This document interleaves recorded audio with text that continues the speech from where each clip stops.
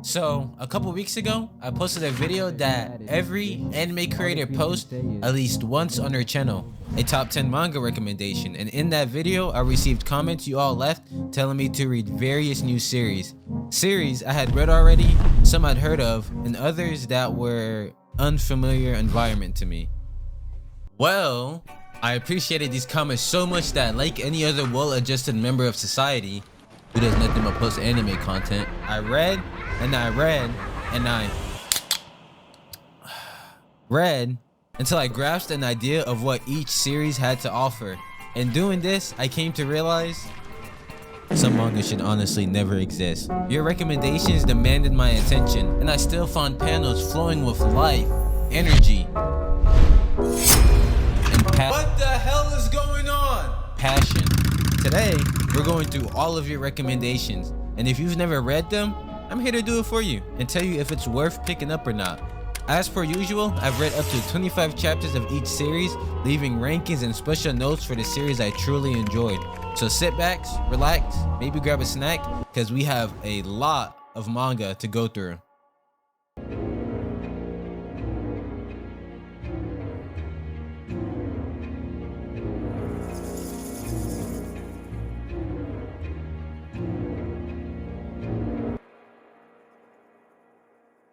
Akumetsu at its core is a vigilante story, bringing justice into the underbelly of a near-future Japan. On the surface, the regular glamour of the thriving entertainment industry is ever present, but it's all to supplement grimy financial greed. Sho is the MC of this series. He lives and breathes for the sake of one goal: altering the economy's corruption and saving Japan from itself. Sho invests unyielding faith in the prospect that this system they operate can be saved, even though this same system has screwed him over countless times before. Even though he's witnessed self-deletion from the pressure of debt and watching the desperate sell their bodies to provide for their families. Even though he knows that from the bottom up, from peasants to police, the system that was devised to help people is being pushed and manipulated by higher-ups with power, all to serve their own vices. He wants to change all of this with his own hands. Money in the right hands is an important asset, changing lives and giving out second chances. But when handed to the wrong group, you've got a group of obese politicians. So how does one go about changing a system like this? Well, if you're a Sho, the answer is simple.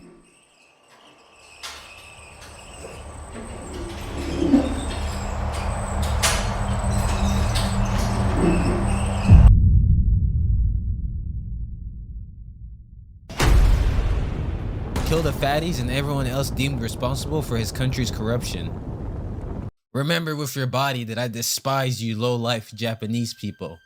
Don't you hear me? Lick it. I'm ordering you now. Hurry up and do it, you pig.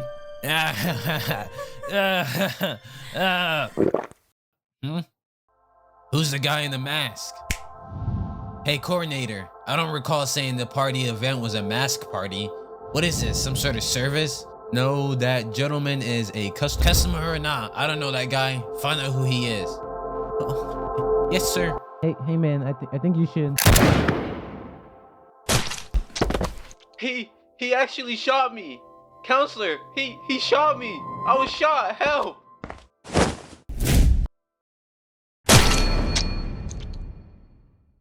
Sho, as a character, is that one friend everyone wants to be around, not taking anything too seriously, and is somehow always smiling in seemingly the worst situations. At first, he seems immature, but when push comes to shove, he's always there for what he cares about, his morals and his friends. When it comes to his goal, he has an unbreakable spirit, so intense that he's fully prepared to die for them. I was actually exposed to this before I got it recommended to me in the dude. Wait, what? It was way back from Scamboli's top 10 video. It's been sitting in my must-read list for ages collecting dust. Akumetsu is a manga I really had fun with from what little I've read so far. The best moments for me are when Sho's abstract plans he creates for his targets come together. The story is straightforward and enjoyable. I even went over the 25 chapters for this one and ended up reading at around 50 chapters. This one deserves high rating, so I'm going to give it an 8 out of 10. because I'll definitely continue it after this video. Alright, so for this next one, it was suggested by Batmeme, who recommended I read Ender Geister. This manga is like a medium to all the iconic action movies and films. From the title of chapters to the character lines. You wanna play rough? Say hello to my little friend! You can tell the mangaka had a lot of fun when creating this manga. The story follows Akira Kurosawa, who straight up from the rip is just going in. After dismantling everyone in the room, he tries to kill this girl, but she suddenly stops time.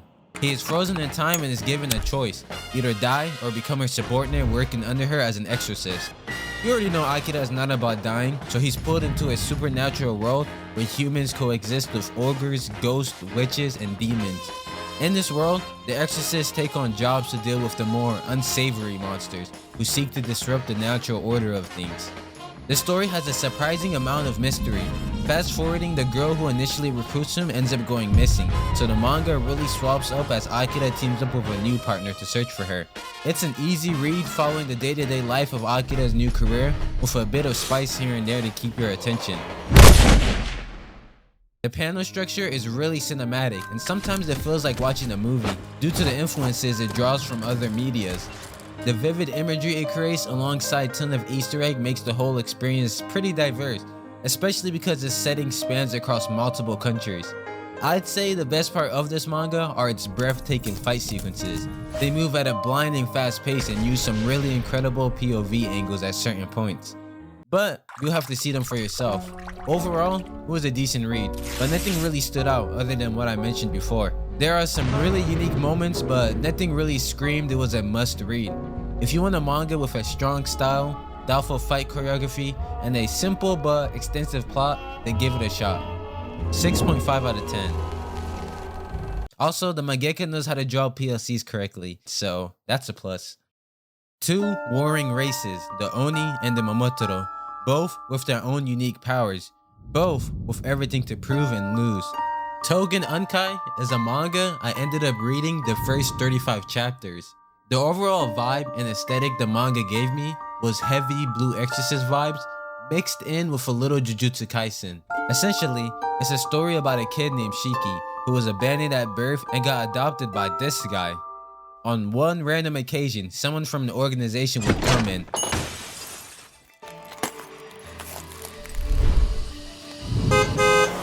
Bam! Shiki, get in! They then try to take Shiki's life. You see, Shiki was born with Oni blood, the same blood the Momotaro organization despises. His dad tries to break the cycle and gives everything he has trying to protect Shiki, despite being a Momotaro himself, ultimately resulting in him losing his life. Before he passes on, he leaves behind one final message to him. I'm not gonna be with you anymore, so become strong. Strong enough so you won't lose. Strong enough so that you'll be happy. It sure would be nice if all the Oni and Momotaro would walk together. It's right here when the MC makes it his goal to get revenge on his father's killer. The art for this series really surprised me. I was not expecting this level of quality. What surprised me even more was the whole power system of this manga. It's extremely complex. Each Oni blood ability is a direct correlation to themselves. Their weapons can change depending on a variety of different factors, based on their personalities, traumas, or even can be influenced by something as basic as their hobby. For its relatively generic plot, there are layers of power scaling tropes crafted directly on top of character progression tropes that I didn't expect to work as well as it does. The dichotomy of the Onis also goes deeper than expected. They are seen as the antagonists throughout the opening, but slowly we begin to see they mostly just want to live in peace. They fight mostly out of self-defense, with some even being forced into experimentation, being treated as lab rats by the Momotaro without having any idea as to why. Manga technically fronts the Momotaro as the good guys, but their actions slowly begin to reveal the opposite. But for what purpose and to what end?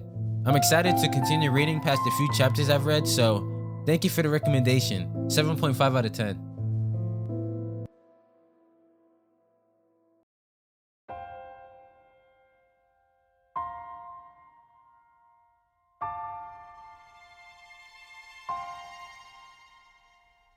The Apothecary Diaries is about, you guessed it, an apothecary girl. She has a mastery of poisons, herbs, and medicine. The story follows her life working under high officials, handling tasks such as tasting food for poison, creating medicines, and curing sicknesses. It takes place in the historically accurate Imperial China. They really nailed the MC, as she is the glue that holds the reader's interest. Despite having a weak and frail appearance, she can easily take care of herself, being raised as a woman in the red light district. Apothecary Diaries is atmospheric and character driven to say the least, and clearly is directed at a particular audience. It's listed as a seinen, but quite honestly, it felt more like a shoujo manga. The story was compelling, but not for everyone. Definitely more of a niche pick. If you're a heavy action guy, I wouldn't really pick this up. It's more for the mystery, political intrigue, and slice of life type readers. It's just a 4 out of 10 for me personally, but I could definitely see this being someone else's favorite manga.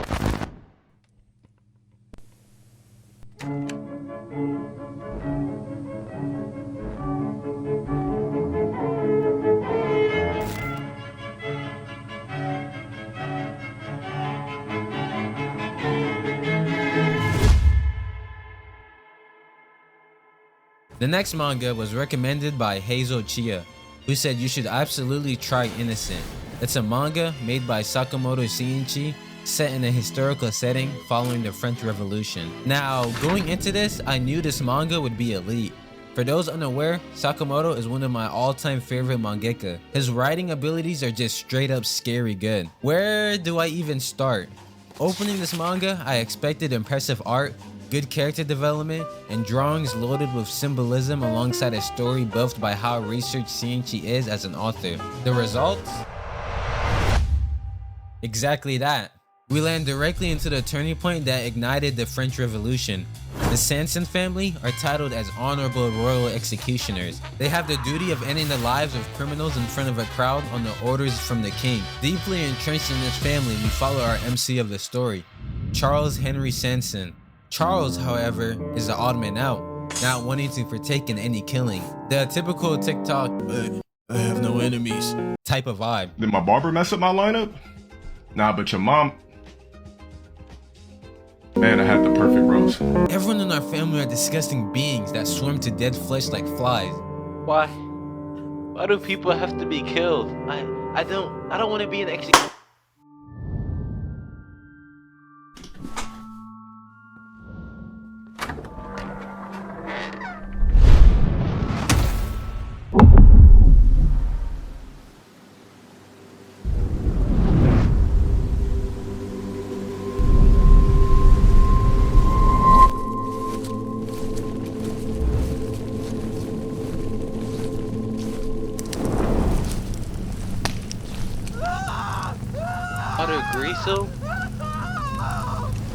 Open your eyes, Charles. There are no dreams in this world. You must live with despair. It is certainly true what you said. We bear the fate of being chased into the shadows of society. But as you were born a Sanson, you have no path but to sever the necks of men. Will you succeed me? Yes, sir. After this point, Henry would go under training and learn swordsmanship. Pause. I had planned to discuss a lot of things for this manga, but midway through editing this, I just realized that this should probably have its own dedicated video. I don't want to drag this video out with its goal being to give only my brief thoughts on these suggested series, but please read this one. If you don't read any other manga on this list, this is the one that you should at least pick up. If you enjoy it, come back and let me know in the comments if you want me to make a video on it and what topics you found most interesting. Not a single word is enough to describe what Shinichi Sakamoto can produce. The guy doesn't cut corners on anything. Even the generic dialogue exchanges compared against landscapes, the hyper detailed close shots are all ravishing. Like, seriously, the man has range. I had a goal of reading the first 25 chapters, but I found it so difficult to drop it. Suffice to say, I really enjoyed this manga, so thank you for the suggestion, Hazel. This one totally deserves a 10 out of 10. You know, this is a manga that has been sitting on my plan to read for a very long time. Ken is probably the biggest simp in the world. and on one day, he builds up the courage to ask out his longtime crush. As a natural for all simps, he gets totally rejected. To tell the truth, I'm Korean. Huh? Why would that even matter for you to— My real name is Human, and I was actually faking being myself the whole time. Anyway, I'm going to become a police officer in Korea. Bye, Ken. Now, let's play a little minigame called What Would You Do? If you were in Ken's situation and you seen this happening, what would you do? Would you 1. Move on and take it as another rejection? 2. Act like it never happened? Or 3. Book a flight to Korea and become a cop as well. 1 year. 1 year is how long he's been in Korea. Shedding with no job, lives in, quite honestly, a shoebox. Giving up on his goals of becoming a cop, with his last bit of money, he goes out and finds his food stand. Only having enough to buy drinks, the owner of the stand offers him a bowl of udon, free of charge. Bam! The stand he's built over the years was gone and would be destroyed in an instant. Debt collectors, otherwise known as Yakuzas, would come in and demand money from the old man. We can't report back if we don't collect the money. The economy's bad lately. Life isn't very easy. Money? I don't have any. How am I supposed to give it to you? Oh, you say you don't have no money? Wasn't there some here? 2 of them? You can sell one of them to pay back the debt, and at the same time, we can help out some sick patients in despair.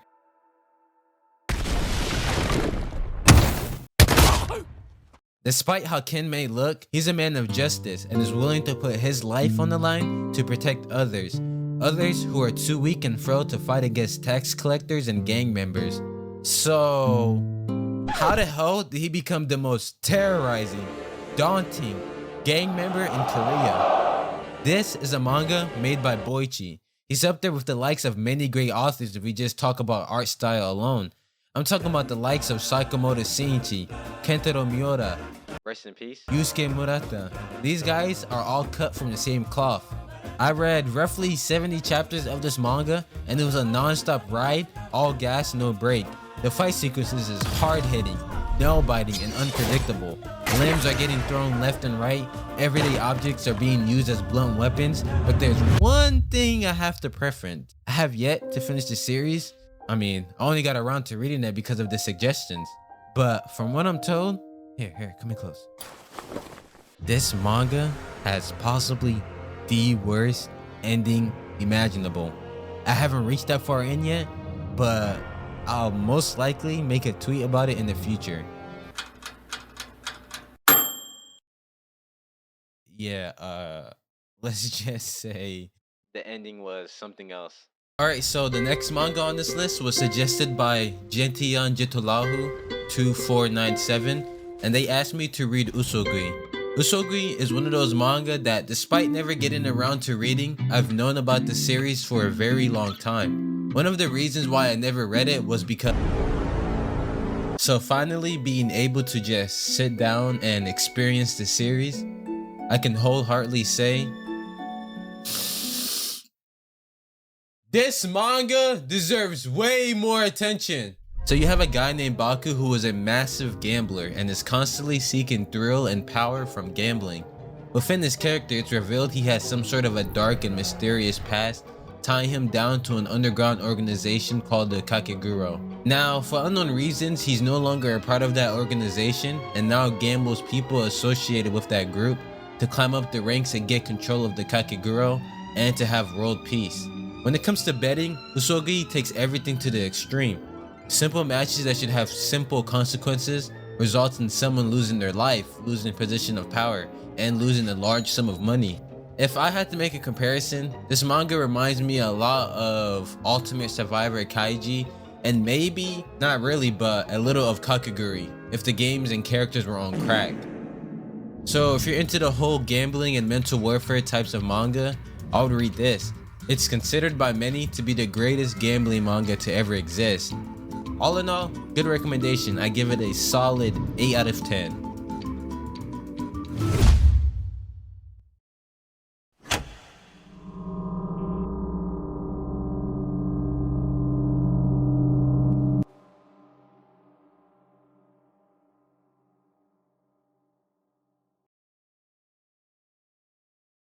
at 13 years old. Oh, look, over there. The kitty. It's sleeping. Huh? That's weird. Mom, this kitty is cold. Yeah, you're right. Seichi It's is dead. The cat. helplessly Why? caught in the Why throes is of it childhood dead? and Why, is you suffering from the ask? growing pains of its impending departure. So a sudden summer trip is a nice distraction. Around relatives, he only feels admonished, excluded. Their teasing judgment bring along a sense of eerie foreboding. The only true warmth he feels is from the blistering heat and the embrace of his mother. Let's do some exploring. Exploring? Shouldn't we just head back? It's fine, it's fine. Just follow me.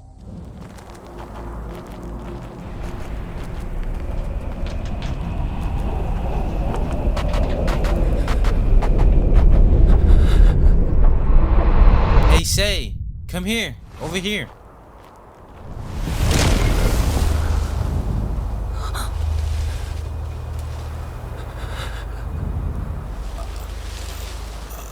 Why wouldn't you say something? If you've got something you want to say, go ahead and say it.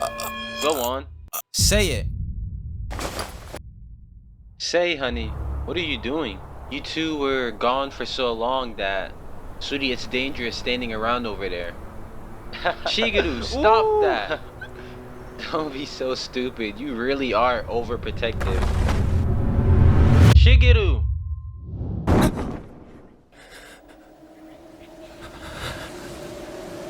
Auntie?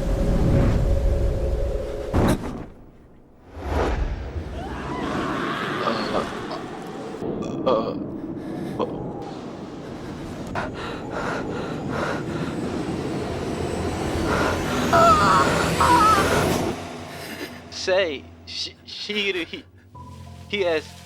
Go get the others. Go get help.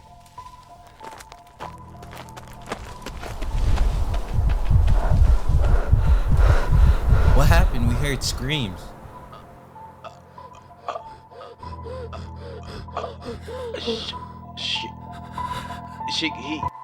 He fell off a cliff. Seichi can only stutter, clinging on to the only thing which has reliably provided him safety. The person who both loves and terrifies him the most. All of this is in the first 5 chapters.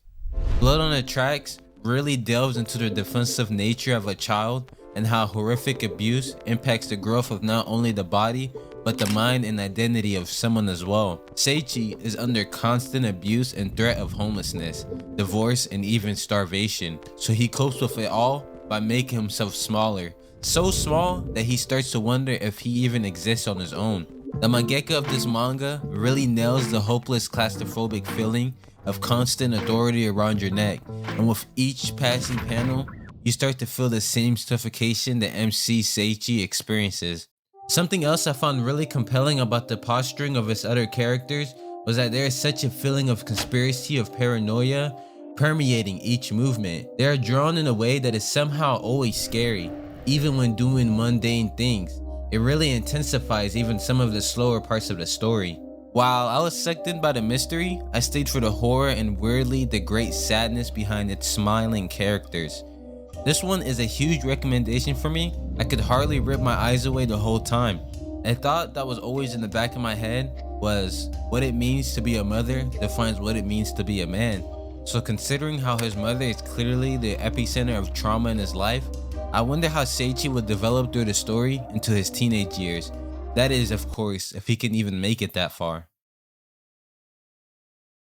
Okay, so this manga traumatized me so much that I wanted to know if the mangaka made any other works in the past with the same sort of theme. And in my quick Google search, Shuzo Oshimi, the mangaka of Blood on the Tracks, also made Flowers of Evil. Yeah. Everything makes sense. If you know, you know.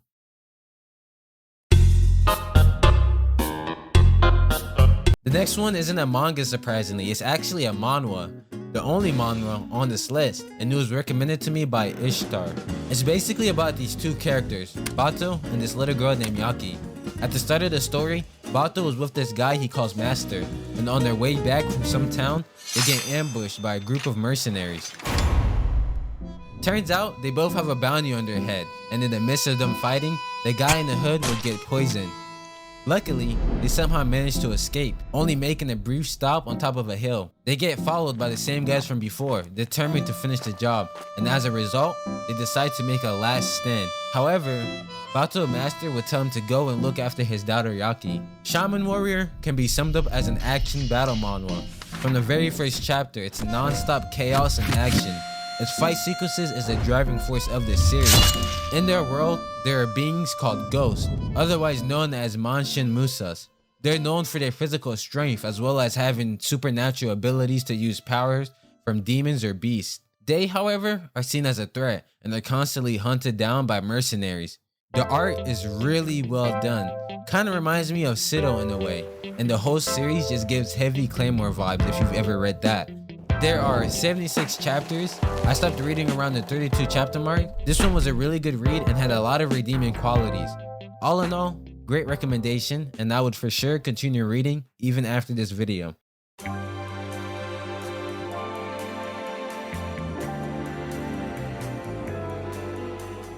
This one is extremely wholesome. I found myself feeling fuzzy and warm inside from just seeing the progressions and overall interactions, not only from the main characters, but their friends as well. I've read a ton of manga in my life, including a ton of romance series. I've picked up works that will forever stick with me, series that deserve way more recognition, and some that feel flat out relatable. This manga falls between all three of those statements.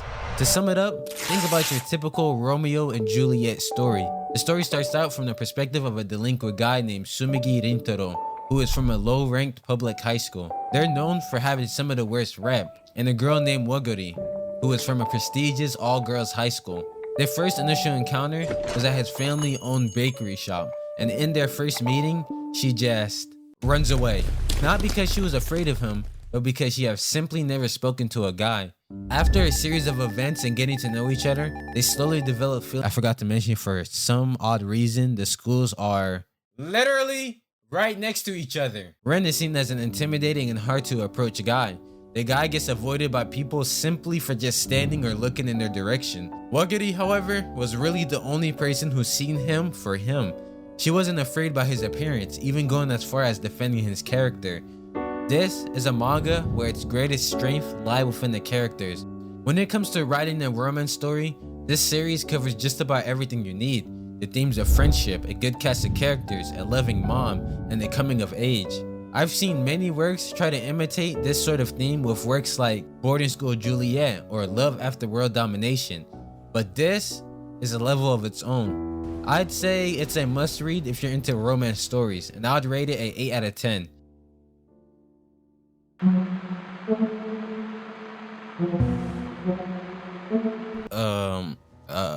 So for this next one, it was recommended to me by my good friend Gilly, and he recommended I read 14. If I'm being quite frank and honest with you, I don't know how and where you found this manga.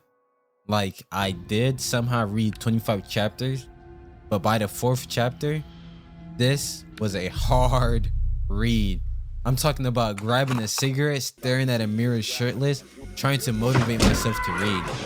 The story is just so random that I don't even know if I can give a synopsis. So there's this genetically engineered chicken that gained intelligence and evolved into a man.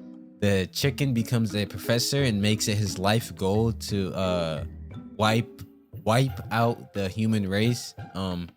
There's also something about green babies. Look, I was so lost and had zero idea what I was reading.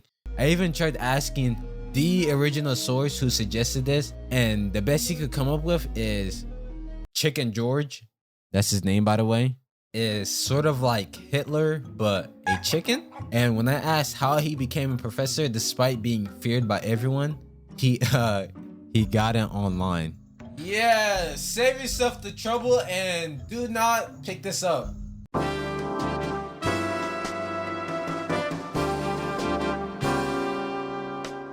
Ultra Heaven is a trip through the human psyche. The story covers themes of obsession, addiction, pleasure, and the very nature of reality are examined and questioned. As a way to go into these topics, the author uses the topic of drugs and stimulants as the main source, which I found to be very interesting and unique. Society has developed several ways to escape reality, both in the forms of drugs, which can evoke any emotions, and a machine which taps into a person's subconscious, forming virtual worlds which can be controlled with enough mental discipline. In their world, the use of drugs is legal, so finding and obtaining it is no hard task. The story follows a boy named Kuba, who is basically a crackhead. The guy is obsessed and uses a drug called Peter Pan religiously, and after running out, he goes through heavy withdrawals. So to combat this, he heads out in search for some more PPs. In his search, he runs into this homeless guy who offers him something far greater than PPs. Surprisingly, he questions if what he's about to take is safe, but bites his teeth and... Nothing, just as I thought. You sure these work, old man?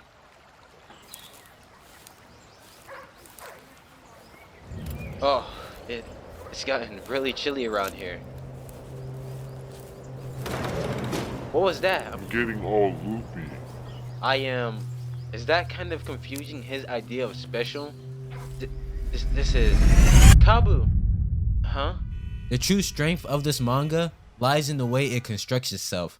The art is exceptional and has you constantly questioning what's real and what's not. This manga was the most interesting to read out of all of the recommendations I got. The theme was really unique and the way it was portrayed was something I've never read before. I cannot guarantee that you will love this series. Hell, you might even not know what's going on 80% of the time. But I think this is a series worth reading at least once in your life if you're into manga.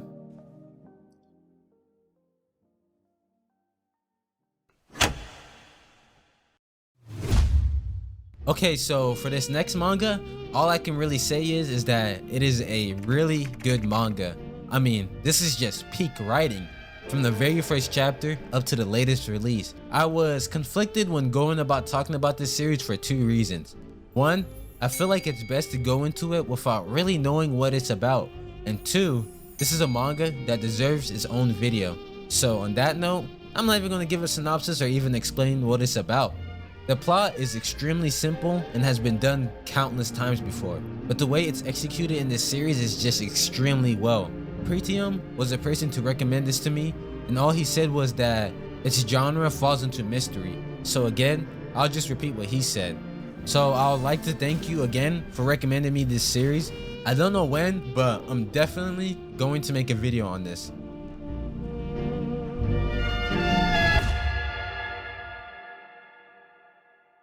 Following the trend of Ichi, the next manga on this list is titled Ichi the Killer, and it was recommended to me by Dante Crottogini. This manga was really strange. Good, but again, really strange. Ichi the Killer is a seinen psychological thriller about Yakuza warfare. For the most part, the manga follows a killer known by his codename Ichi, and the orders he takes from his uncle. His uncle orders him to kill certain targets for money, and he and 3 other individuals clean up the mess. The main character Ichi is what makes this manga so weird. Like, I swear if it's any works made by Hideo Yamamoto, he always has to include some sort of weird element. In Homunculus, the MC eats his own nut, and in the sense of this manga, Ichi likes nutting on the corpse of the people he's killed.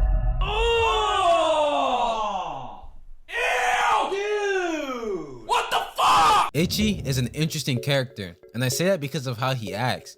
He was bullied from an early age and has trauma from it, so he picked up Taekwondo to become stronger and combat against his bullies. Although he's skilled and should easily be a black belt, he has no self-restraint, and his past always haunts him. What makes the guy even weirder is that the guy, I don't know how to say this, but the guy gets hard from seeing bruises and injuries. Like, there's this part in the story where one of Ichi's friend, well, can I really call their relationship a friendship? Anyways, it's revealed in the story that she is a victim of physical abuse from her boyfriend. She tells Ichi about her boyfriend and how abusive he is, and Ichi takes this information and is like, I can kill him for you. After her shift, she heads back home and Ichi secretly follows her.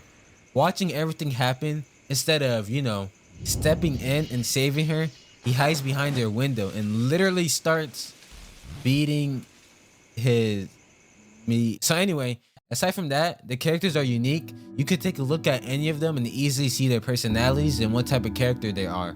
Most of the character designs are quite unsettling, but it fits the theme and nature of the manga. If you decide to pick it up, fair warning, the story is really gruesome and covers a lot of heavy topics. So if you can't really stomach those type of things, I would stray away from this series.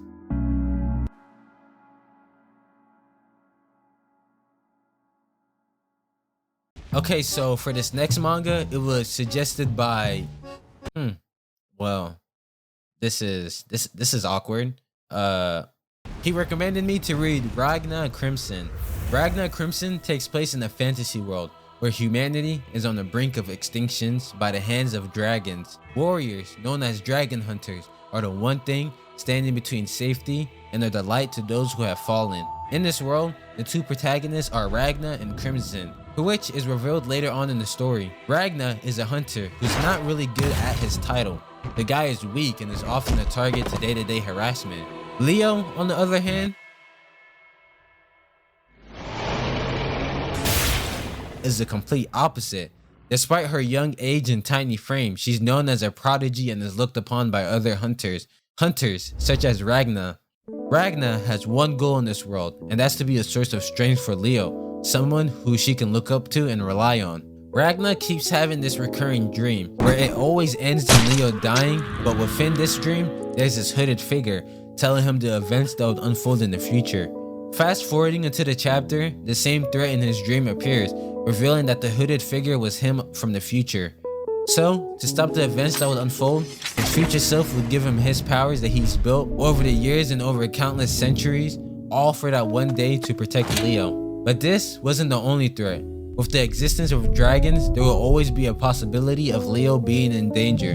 He sets out for a new goal, of wiping the extinctions of dragons entirely, and in his journey, he meets up with this dragon named Crimson, and make it their life mission to destroy every dragon possible. Overall, it was a decent manga. What stood out the most about this manga, for me at least, was the art style. It's very unique and different. Aside from that, it just felt like any other shonen, to be honest.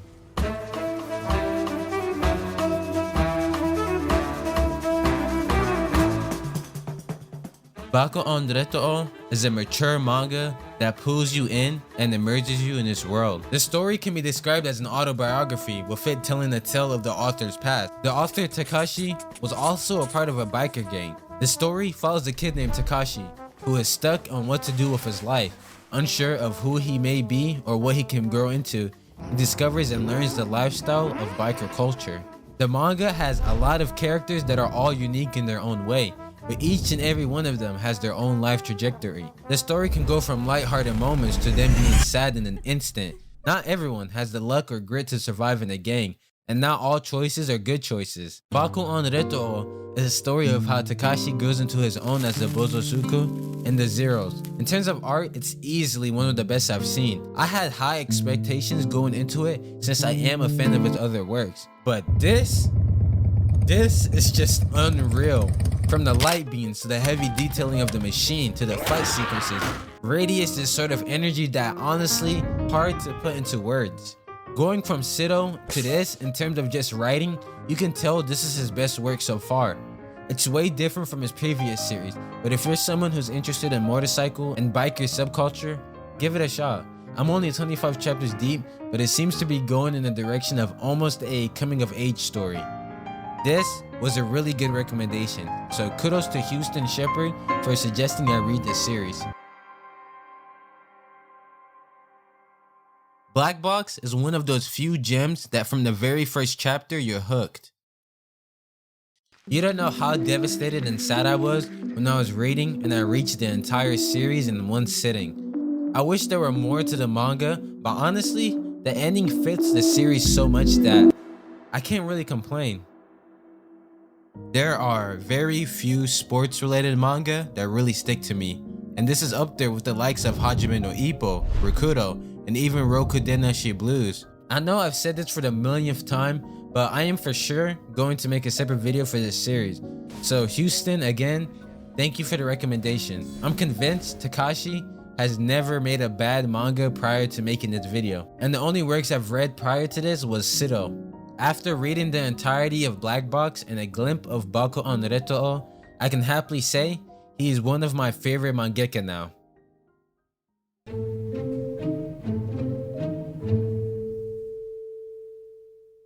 So for this next one, it was suggested by Vankatesh Bhat K.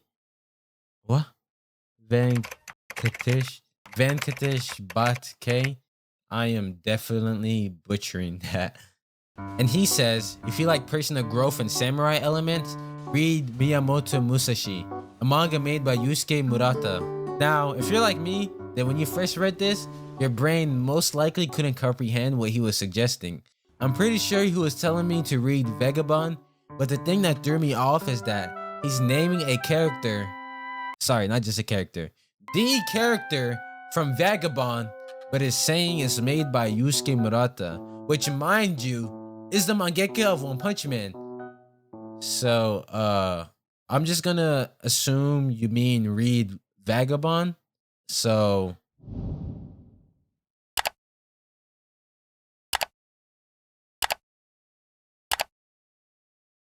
yeah, never heard of it.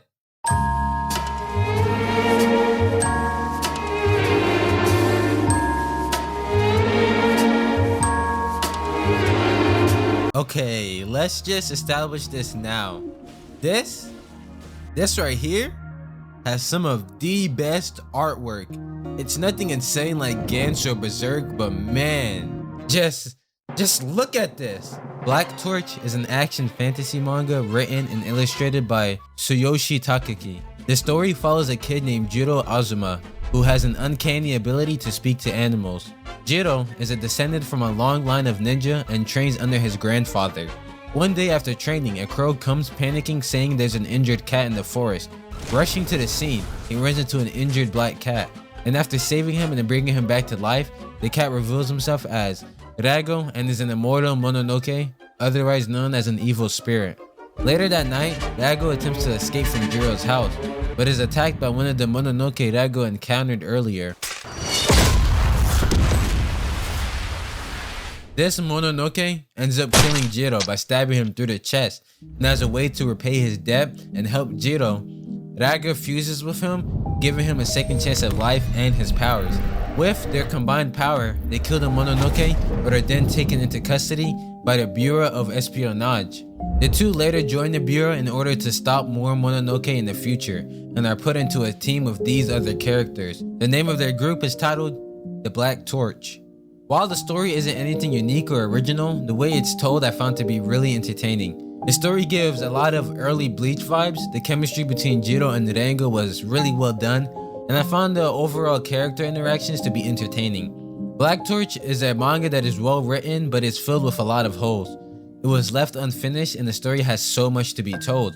Overall, if you're like me and haven't read or heard of this series before, this is a must read for people who are in love with action shown in the manga. So, good recommendation.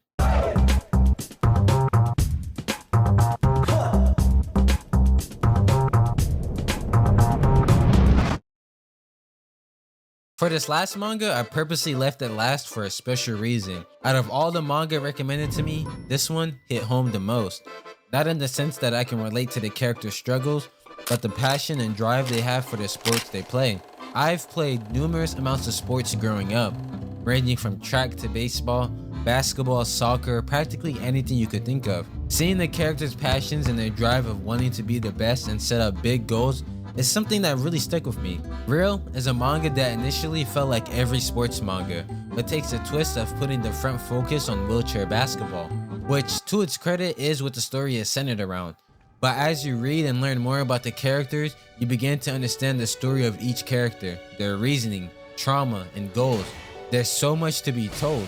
Takehiko Inoue is a masterclass at creating relatable and real characters. See what I did there? Real title of the manga. Sorry, that was a terrible joke. Saying real is nothing more but a wheelchair basketball is a bit of an oversimplification. It's nowhere near your traditional sports manga. It delved much more into the personal lives of his characters and struggles. Kiyohara was a former track star who, due to a rare condition, had to have his legs amputated. Uncertain of his future and no plans ahead, meeting this mentor and being introduced to wheelchair basketball saved him. Nomiya is seen as a delinquent. He's rash and outspoken and was involved in a motorcycle accident. Although he didn't suffer any life-changing injury, the person he was with ended up being affected the most. He blames himself for this incident and struggles to even be inside of a car.